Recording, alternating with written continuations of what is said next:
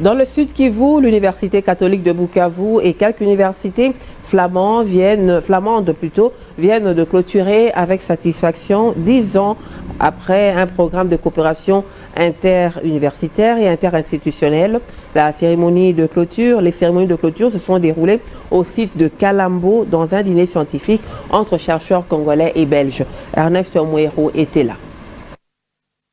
Pendant des jours, des scientifiques de l'Université catholique de Bukavu et ceux des universités flamandes, notamment les KU Leuven, l'Université d'Anvers et l'Université de Gand, ont passé en revue les résultats obtenus dans cette coopération centrée sur la recherche et les services à la communauté, avec comme thème général le relèvement en situation post-conflit. Nous avons partagé méthodes, techniques et technologies de recherche.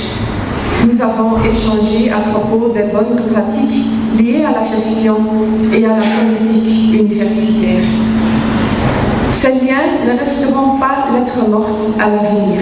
Le recteur de l'UCB s'est dit satisfait de voir que grâce à la coopération, plus de 10 enseignants de son université ont bénéficié d'une formation doctorale et que des centres d'expertise et laboratoires équipés sont opérationnels au Sud Kivu dans le secteur des mines et de l'agronomie. Le fait qu'il y a maintenant plus de docteurs, cela signifie qu'il y a aussi plus de gens capables d'enseigner. La faculté d'agronomie qui au début n'avait qu'une seule personne, le professeur Bangoulou, et qui est maintenant équipé d'au moins 8 personnes à ma connaissance. Et il y a eu beaucoup de publications. À travers des présentations scientifiques, des ateliers et expositions, les chercheurs ont présenté les résultats des 3 projets exécutés dans ces programmes, notamment pour relever l'agriculture, la bonne gestion des mines et le niveau de la santé de la population dans cette zone post-conflit. Notre but était de trouver des moyens de dépistage du diabète sucré sans une prise de sang. Donc facilement, on peut obtenir l'information qui est inclue dans les ongles par la spectroscopie infrarouge. On n'a pas